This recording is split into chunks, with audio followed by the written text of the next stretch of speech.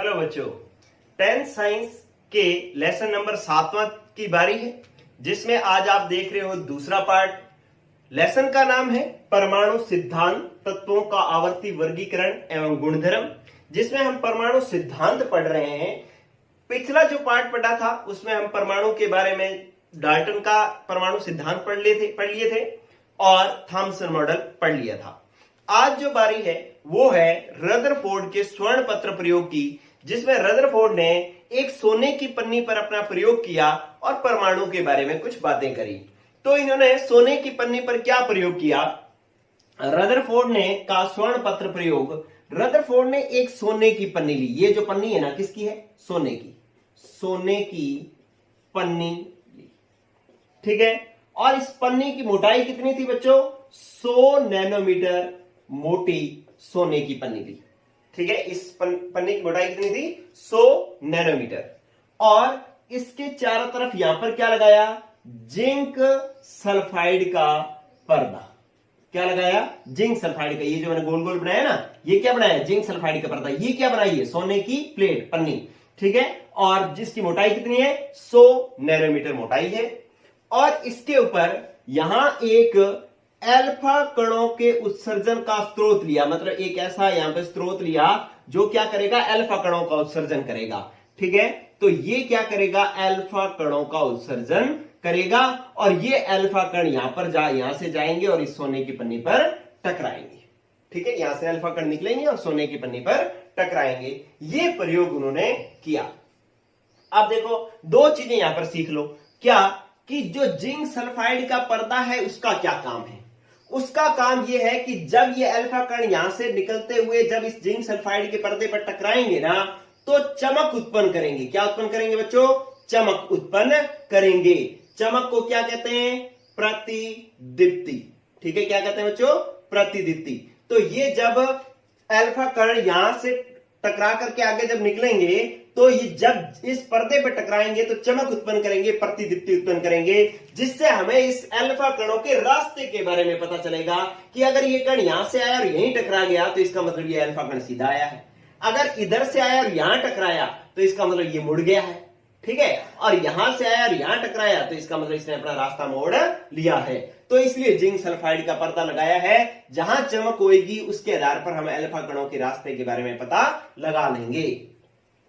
अब बात आती है बच्चों, अल्फा कण क्या होते हैं? अल्फा कण होते हैं कि आपने हीलियम परमाणु पढ़ा, हीलियम जैसे हाइड्रोजन और हीलियम। हीलियम पर अगर +2 आवेश हो तो ये जो He+2 कण जो होते हैं ना, इनको हम अल्फा कण कहते हैं। और अल्फा कण कैसे होते हैं बच्चों? धनावेशित होते हैं। मतलब इस पर आवेश देख लो कैसा है? प्लस। तो ये कैसे होते हैं? धन आवेशित होते हैं। ये तो इसका सेटअप है। रदरफोर्ड ने इस तरीके से सेटअप बिठाया। सोने की पन्नी, जिंक सल्फाइड का पर्दा, अल्फा कण उत्सर्जक। यहां से अल्फा कण जाएंगे, इससे होकर के जब पर्दे पर टकराएंगे तो चमक उत्पन्न करेंगे, प्रतिदीप्ति उत्पन्न करेंगे, इसलिए जिंक सल्फाइड का पर्दा लगाया जाता है। चलो, अब ये जब काम किया ना, तो इससे हुआ क्या? इससे ये हुआ, ये क्या इन्होंने इससे देखा, निष्कर्ष क्या? मतलब इन्होंने क्या परीक्षण किया, क्या दिखा इनको इस प्रयोग में? तो इन्होंने सोने की पन्नी को ना, एक भाई सोने की पन्नी है तो सोने के परमाणुओं से मिलकर बनी होगी, क्योंकि पहले ही डाल्टन कह गया था, महर्षि कणाद कह गए थे कि भाई प्रत्येक पदार्थ छोटे छोटे कणों से मिलकर बना होता है, जिन्हें हम परमाणु कहते हैं। तो इसका मतलब ये सोने की पन्नी परमाणुओं से मिलकर बनी होगी, ठीक है। तो इसके मैं यूं परमाणु बना लेता हूं। जैसे मान लो इसका मैं यूं परमाणु बना लेता हूं कि यूं परमाणु, बीच में नाभिक। और हालांकि नाभिक वगैरह के बारे में अभी इतना नहीं पता था कि इस तरीके से यूं मैंने एक परमाणु बना लिया, ठीक है, यूं।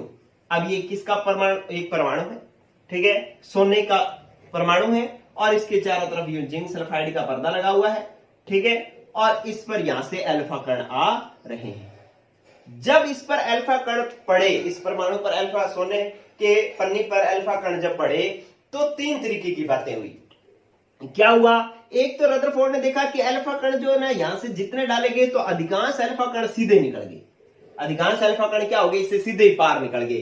तो इन्होंने परीक्षण का मतलब है कि इन्हें क्या दिखा, ठीक है। जब रदरफोर्ड ने यह प्रयोग किया तो उन्हें क्या दिखा? कि नंबर 1 बात तो उनको यह दिखी कि अधिकांश कण बिना मुड़े सीधे निकल गए, सीधे निकल गए। ये इनको पहली बात दिखाई दी कि जब इस पर अल्फा कण फेंके गए ना, तो अल्फा कण इस सोने की पन्नी से सीधे ही पार ही निकल गए, बिल्कुल सीधे सीधे पार निकल गए। फिर इन्होंने कुछ कण देखे, जैसे अधिकांश कण तो ऐसे सीधे निकल गए, और कुछ कण इन्होंने देखे कि वो अपने मार्ग से विचलित हो गए, जैसे यूं गए। देखो ये अल्फा कण यहां से ऐसे जा रहा था, यहां टकराया और फिर ये इसने अपना रास्ता बदल लिया। इसी तरीके से कुछ कण ऐसे थे जो यहां गए, यहां टकराए और अपना रास्ता बदल लिया। ठीक है, तो कुछ कण ऐसे थे, कुछ कण इन्होंने दूसरा प्रयोग ये देखा कि कुछ कण, कितने कण, लगभग 2000 में से एक कण ऐसा था, एक कण ने अपना मार्ग जो है वो क्या हो गया, बदल लिया, या मार्ग से क्या हो गए, विचलित हो गए। ठीक है, कुछ कण, अधिकांश तो सीधे निकल गए, लेकिन कुछ कण जो है अपने मार्ग से क्या हो गए बच्चों, विचलित हो गए। मतलब ऐसे सीधा जाना था और यूं मुड़ गए, सीधा जाना था यूं मुड़ गए। ठीक है, तो कुछ कण जो है अपने मार्ग से विचलित हो गए, और बहुत कम कण, ये देखो बच्चों, बहुत ही कम कण ऐसे थे जो यहां से सीधे गए, इधर देखो, यहां से सीधे गए और यहां टकरा करके वापिस इसी रास्ते वापिस आ गए। ऐसे जा रहे थे, ऐसे यहां से टकराए और वापिस आ गए। ठीक है, तो तीसरा जो इन्होंने बात देखी ना, तीसरी बात क्या देखी कि बहुत कम कण, बहुत कम कण, कितने बहुत कण, कम, लगभग 20,000 में से एक, 20,000 में से एक कण जो है वो 180 डिग्री के कोण पर विचलित होता है, 180 डिग्री के कोण पर विचलित होता है। इसका मतलब क्या है, विचलित होता है, इसका मतलब क्या है कि जिस रास्ते पर वो जा रहा था, टकराया और वापिस ऐसे आ गया, टकराया और वापिस आ गया। ठीक है, तो ये तीन बातें इन्होंने, रदरफोर्ड ने अपने प्रयोग में देखी। ठीक है, कि अधिकांश कण तो जो है वो सीधे निकल गए, कुछ कण जो अपने मार्ग से, जैसे अधिकांश कण जो सीधे निकल गए, कुछ अपने मार्ग से क्या हो गए, विचलित, यूं सीधे जा रहे थे, विचलित हो गए, और बहुत कम कण ऐसे थे जो सीधे गए, टकराए और उसी रास्ते वापस आ गए। तो तीन परीक्षण जो है रदरफोर्ड ने देखे। अब इन प्रयोगों के आधार पर जो ये तीन बातें देखी, इसके बाद उन्होंने कुछ निष्कर्ष निकाले। क्या निष्कर्ष निकाले, जब ये तीन बातें इन्होंने देखी ना, तो इन्होंने कुछ निष्कर्ष निकाले। अब क्या निष्कर्ष निकाले, देखते हैं क्या निष्कर्ष निकाले। ये मैं साफ कर रहा हूं। देखो बच्चों, इन्होंने निष्कर्ष ये निकाला कि अधिकांश कण सीधे क्यों निकल गए। इधर देखो कि अगर मेरे पास, इससे मैं पहले यहां पर लिख देता हूं कि इससे ये क्या निकाल रहे हैं। अब जो इन्होंने देखा है ना, उससे अब ये निष्कर्ष निकाल रहे हैं कि जो मैंने बात देखी है उसका मतलब क्या है, पहले वाली बात का मतलब क्या है कि अधिकांश कण सीधे निकल गए। देखो, जैसे मान लो ये एक पन्नी होती, इस पर मैं अल्फा कण की बौछार कराऊं, आप ऐसे देखें, अल्फा कण की बौछार कराऊं, अगर ये यहां टकराया तो सीधा जाएगा, नहीं जाएगा, क्योंकि रास्ते में उंगली है।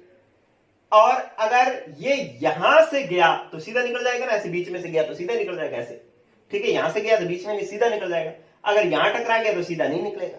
तो इसका मतलब ये जो सीधे कण निकल रहे हैं, कहां से निकल रहे हैं, जो भाग खाली है, जो भाग खाली है, अगर बीच में उंगली आ गई तो सीधे नहीं निकल पा रहे हैं। तो जो भाग खाली है, ये वाला भाग खाली है, इनमें से अगर कण टकराएगा तो सीधा ही चला जाएगा। तो अधिकांश कण सीधे ही निकल रहे थे, इसका मतलब परमाणु का भी अधिकांश भाग कैसा था, खाली था। तो इसका मतलब है कि पहला निष्कर्ष ये निकला कि अर्थात परमाणु का अधिकांश भाग जो है, अधिकांश भाग खोखला होता है। अधिकांश भाग क्या होता है बच्चों, खोखला होता है। ठीक है, अब पहले परीक्षण जो इसने देखा, उससे पहले बात तो निष्कर्ष इन्होंने ये निकाला। अब दूसरी बात जो है, इन्होंने क्या किया कि कुछ कण जो है वो विचलित हुए, लेकिन इसकी बात मैं बाद में बताता हूं, पहले इसकी बात बताता हूं, तीसरे की। देखो, तीसरे पॉइंट से उन्होंने क्या निष्कर्ष निकाला कि बहुत कण 180 डिग्री के कोण पर विचलित हुए। देखो, 180 डिग्री के कोण पर विचलित होने का मतलब क्या है। 180 डिग्री के कोण पर विचलित ऐसे हुआ कि जैसे मान लो एक क्रिकेट में जैसे एक जना बॉल कर रहा है और जैसी बॉल सीधी आई, बैट्समैन ने बिल्कुल स्ट्रेट में शॉट खेल दिया, बिल्कुल स्ट्रेट में शॉट खेल दिया। इसी तरीके से ऐसे ये परमाणु था और यू परमाणु था, जैसे ही अल्फा कण यहां पर आए और इसने बिल्कुल सीधा शॉट खेला और वापिस आ गए। ठीक है, इसका मतलब यहां पर ये जो अल्फा कण इधर से इधर जा रहे थे ना, तो इससे ये समझ में आता है कि यार यहां पे कोई ना कोई बैट्समैन खड़ा है। परमाणु के अंदर यहां पर कौन खड़ा है? एक बैट्समैन जो इस अल्फा कण को सीधा वापस मार रहा है। ठीक है, इसके लिए ऐसा क्यों हुआ, इसके लिए आप थोड़ी सी केमिस्ट्री समझो, थोड़ी सी बात समझो कि बच्चों आप ये जान लो कि जो समान आवेश होते हैं ना, प्लस और प्लस आवेश जो होते हैं, वो एक दूसरे को करते हैं प्रतिकर्षित। क्या करते हैं बच्चों? प्रतिकर्षित। क्या मतलब है कि भाई प्लस और प्लस आवेश आमने सामने आ गए तो एक दूसरे को क्या करेंगे? धक्का देंगे। ये इसको इधर धक्का देगा, ये इसको धक्का देगा। ठीक है, तो प्लस आवेश एक दूसरे को क्या करेंगे? प्रतिकर्षित। और अगर विपरीत आवेश हुए, प्लस माइनस को क्या करेगा? आकर्षित। क्या करेगा? आकर्षित। ठीक है, मतलब प्लस प्लस तो एक दूसरे से क्या करते हैं? प्रतिकर्षण रखते हैं, एक दूसरे को धक्का देते हैं। और प्लस माइनस एक दूसरे को क्या करते हैं? आपस में एक दूसरे को खींचते हैं, आकर्षित करते हैं, पास पास आते हैं।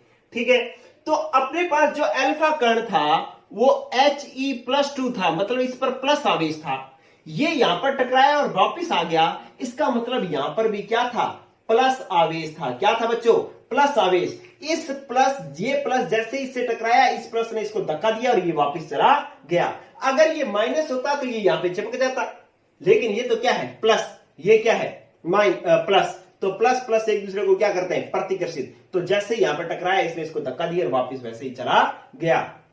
तो इससे क्या है? ये रदरफोर्ड के लिए बिल्कुल ऐसे लगा उसको कि जैसे 14 इंच व्यास का गोला किसी कागज पर फेंको और कागज से टकरा करके वापस आ जाए, ऐसा लगा उनको। ठीक है, ऐसी कागज में ताकत है। कागज में ऐसी ताकत कहां से आई कि कागज के पास जो गोला फेंका उस पर प्लस आवेश था, इसके बीच में भी प्लस आवेश था, प्लस ने प्लस को धक्का दिया, इसलिए ये वापस आ गया। तो इससे हम तीसरे पॉइंट से ये पता लगा पाए कि परमाणु का संपूर्ण धनावेश, परमाणु का सारा धनावेश, परमाणु का संपूर्ण धनावेश, संपूर्ण धनावेश एक छोटे से केंद्र में, छोटे से केंद्र में केंद्रित होता है, केंद्रित होता है। ठीक है भाई, परमाणु चाहे जितना मर्जी बड़ा हो, लेकिन उसका सारा का सारा प्लस आवेश ना एक छोटे से भाग में पड़ा होता है। ठीक है, केंद्र में केंद्रित होता है, जिसे हम नाभिक कहते हैं। जिसे क्या कहते हैं बच्चों? नाभिक कहते हैं। ठीक है, तो तीसरी बात से हमें नाभिक की खोज हुई। नाभिक की खोज कैसे हुई कि बहुत कम अल्फा कण ऐसे थे जो सीधे टकरा करके वापस आ गए। कैसे पता चला कि जो अल्फा कण पर प्लस आवेश होता है ये टकराए और वापस आ गए, इसका मतलब यहां पर भी प्लस होना चाहिए। और ये जो सारा का सारा प्लस एक छोटे से भाग में है। ठीक है, अगर ज्यादा भाग में होता तो बहुत सारे कण वापस आते, बहुत कम कण वापस आए, इसका मतलब जो प्लस आवेश है वो छोटे से भाग में ही है। ठीक है, और इस छोटे से भाग को जिसमें सारा प्लस आवेश पड़ा होता है उसको हम नाभिक कहते हैं। इसमें लगभग संपूर्ण तो धनावेश तो सारा इसमें पड़ा होता है, और परमाणु का अधिकांश द्रव्यमान भी यहीं पे ही होता है। सारा लगभग ज्यादातर भार भी यही होता है और धनावेश सारा का सारा यही होता है। इसको हम नाभिक कहते हैं। तो आपके पास एक बात क्लियर हुई कि अगर आपसे पूछा जाए कि परमाणु में नाभिक की खोज किसने की, तो नाभिक की खोज किसने की बच्चों? रदरफोर्ड ने की। ठीक है, अब आपके पास दूसरी खोज, तीसरा पॉइंट भी हो गया, अब बच गया दूसरा पॉइंट। दूसरा पॉइंट क्या था? इन्होंने कहा था कि कुछ अल्फा कण यूं गए, यहां से टकराए और अपने मार्ग विचलित कर लिया। ठीक है, इसका कारण क्या था? इससे यह पता चला कि नाभिक के चारों ओर ना वर्ताकार पथ होते हैं, ऐसे वर्ताकार घेरे होते हैं। ठीक है, इन वर्ताकार पथों में क्या पड़े होते हैं? इलेक्ट्रॉन। क्या पड़े होते हैं? इलेक्ट्रॉन। जब ये प्लस का कण इस इलेक्ट्रॉन से टकराता है तो अपने मार्ग से विचलित हो जाता है, अपना मार्ग बदल लेता है। ठीक है, देखो इधर बात सुने, क्या कह रहा है कि जो इससे ये दूसरे जो प्रेक्षण था उससे ये पता चला कि नाभिक के चारों ओर क्या होते हैं बच्चों? वर्ताकार कोश होते हैं, कोश होते हैं या कक्ष होते हैं, जिनमें इलेक्ट्रॉन लगातार चक्कर लगाते हैं, लगातार चक्कर लगाते हैं, लगातार चक्कर लगाते हैं। ठीक है, कि इसके नाभिक के चारों ओर ऐसे वर्ताकार पथ होते हैं जिसमें इलेक्ट्रॉन चक्कर लगाते हैं। जब अल्फा कण इस इलेक्ट्रॉन से टकराता है तो अपने मार्ग से विचलित हो जाता है। तो अब आपके सामने एक समस्या आई होगी, क्या कि सर जब प्लस इस प्लस से टकरा रहा है तो इधर वापिस आ रहा है, जब ये प्लस इलेक्ट्रॉन माइनस से टकराएगा तो यहीं चिपक जाना चाहिए ना, मार्ग से विचलित क्यों हुआ? आपको ऐसा लग रहा हो ना कि जब प्लस इस प्लस से टकराया तो इससे टकरा करके वापस चला गया, लेकिन यहां पर अपने कह रहे हैं कि ये प्लस इलेक्ट्रॉन माइनस से टकरा रहा है और अपने मार्ग से विचलित हो रहा है, जबकि होता तो ये है कि प्लस और माइनस एक दूसरे को आकर्षित करते हैं और इसको यहीं चिपक जाना चाहिए, लेकिन ऐसा क्यों नहीं हुआ? ऐसा इसलिए नहीं हुआ बच्चों क्योंकि अल्फा कण की तुलना में इलेक्ट्रॉन बहुत छोटा है। अल्फा कण की तुलना में इलेक्ट्रॉन बहुत छोटा है, और जब कार और ट्रक की भिड़ंत होगी, एक्सीडेंट होगा, तो ट्रक कार से रुकेगा नहीं, ट्रक कार से रुकेगा नहीं, ट्रक अपना रास्ता बदल, ऐसे टकरा करके इधर उधर खाई में गिर जाएगा, इधर हो जाएगा, रास्ता बदल जाएगा। ठीक है, तो वही हुआ है कि ये ट्रक, ये कार जैसे ही टकराया, इसको हालांकि चिपक जाना चाहिए था लेकिन चिपके नहीं, ये टकरा करके अपने मार्ग से विचलित हो गया। क्या? ट्रक, अल्फा कण।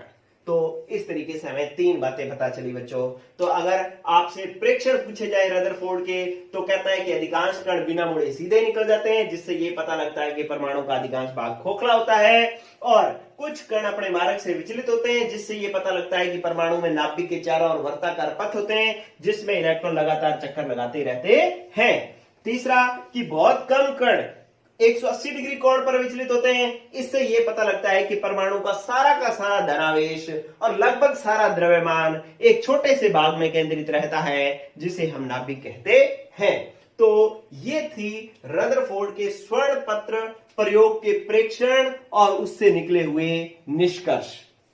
ठीक है बच्चों, तो इन बातों के आधार पर अब जो रदरफोर्ड ने परमाणु के बारे में क्या बातें करी, इधर देखो। तो अपने इस प्रयोग के आधार पर रदरफोर्ड ने परमाणु के बारे में अब क्या क्या अपनी बातें करी।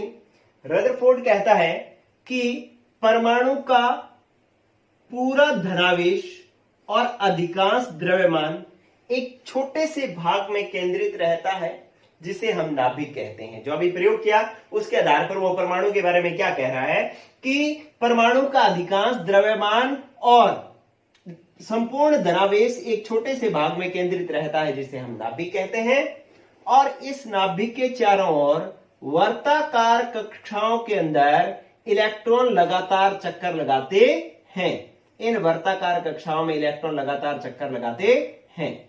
ठीक है, इनको जो है इन वर्ताकार पथों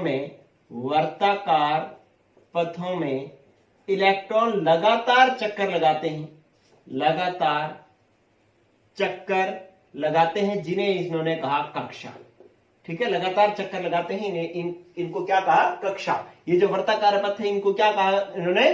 कक्षा कहा। ठीक है, और इन्होंने कहा कि परमाणु का पूरा व्यास जो होता है ना, परमाणु का पूरा व्यास समझते हैं ना, ये वृत्त की ये जो पूरी दूरी होती है इसको क्या कहते हैं? व्यास। तो ये जो व्यास होता है, कहता है कि परमाणु का जो व्यास होता है वो 10⁻⁻10 मीटर होता है। परमाणु का व्यास कितना होता है? ये क्या है? व्यास कितना है? 10⁻10 मीटर होता है। और इसी तरीके से ये बीच में नाभिक है, ये भी वृत्ताकारी है, इसका व्यास कितना होता है? कहता है कि नाभिक का व्यास जो होता है वो 10⁻15 मीटर होता है। ठीक है, तो इस तरीके से रदरफोर्ड ने परमाणु के बारे में कहा कि परमाणु का अधिकांश द्रव्यमान एवं संपूर्ण धनावेश एक छोटे से भाग में केंद्रित रहता है, जिसे हम नाभिक कहते हैं, एक बात। और दूसरी बात कहा कि इस नाभिक के चारों ओर वर्ताकार पथों में इलेक्ट्रॉन लगातार चक्कर लगाते हैं, इन वर्ताकार पथों को कहा कक्षाएं। ठीक है, और इसने कहा कि परमाणु का जो व्यास होता है वो 10⁻10 मीटर होता है, नाभिक का व्यास जो होता है वो 10⁻15 मीटर होता है। तो ये रदरफोर्ड का स्वर्ण पत्र प्रयोग था। अब इस प्रयोग की कुछ थी सीमाएं। हालांकि अधिकांश बातें परमाणु के बारे में शुरुआती दौर पर रदरफोर्ड ने बहुत अच्छी बातें बताई, लेकिन फिर भी इसमें कुछ कमियां थी। इसमें जो कमियां थी, सीमाओं का मतलब होता है कमियां, और उस कमियों को उजागर किया मैक्सवेल ने। मैक्सवेल कहता है कि रदरफोर्ड जी आपने कहा कि परमाणु में नाभिक के चारों ओर इलेक्ट्रॉन लगातार चक्कर लगाते हैं। अगर ये लगातार चक्कर लगाएंगे तो इसकी ऊर्जा खत्म होगी, क्योंकि काम करने से ऊर्जा खत्म होती है, यांत्रिकी का नियम है। ठीक है, मैं काम करूंगा तो मेरी ऊर्जा खत्म होगी, मोटरसाइकिल चलेगा तो उसकी ऊर्जा खत्म होगी, कोई भी चीज काम करेगी तो उसका ऊर्जा खत्म होगी। तो कहता है कि अगर इसकी ऊर्जा खत्म होगी तो इसका ऊर्जा खत्म होगी तो ये अपना पथ छोटा करेगा, छोटा करते करते करते इसको नाभिक में गिर जाना चाहिए। लेकिन ऐसा क्यों नहीं होता, ये बात रदरफोर्ड ने नहीं समझाई।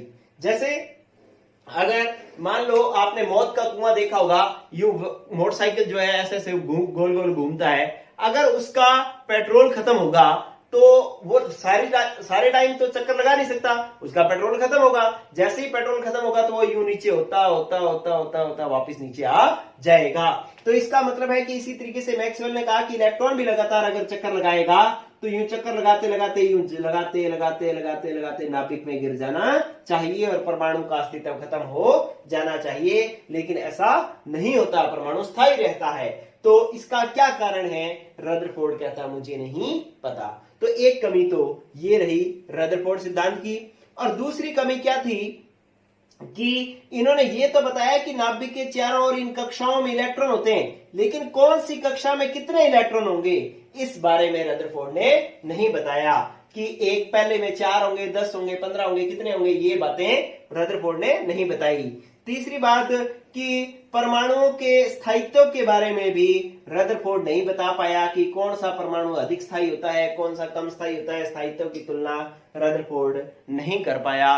तो ये था रदरफोर्ड का परमाणु सिद्धांत, जिसकी 3 कमियां थी। पहली कमी, मैक्सवेल ने कहा कि अगर इलेक्ट्रॉन लगातार चक्कर लगाएगा तो उसकी ऊर्जा कम होगी और वो अपना पथ छोटा करेगा, छोटा करते करते नाभिक में गिर जाना चाहिए। लेकिन ऐसा क्यों नहीं होता, ये नहीं बता पाया रदरफोर्ड। ये नहीं बता पाया कि नाभिक के चारों ओर कक्षाओं में कौन सी कक्षा में कितने इलेक्ट्रॉन होंगे, इसके बारे में कोई बात नहीं बता पाया और परमाणुओं के स्थायित्व की तुलना भी नहीं कर पाया। तो ये था बच्चों रदरफोर्ड का स्वर्ण पत्र प्रयोग। कल हम पढ़ेंगे परमाणु का बोर सिद्धांत। तो आज की क्लास हुई खत्म बच्चों। ज्यादा से ज्यादा बच्चों को शेयर करो और एक जो आप क्लास देखते हो आपको अच्छी लगती है तो आप लाइक, नहीं लगती तो आप डिसलाइक किया करें। ठीक है बच्चों, ओके, गुड लक, पढ़ते रहो।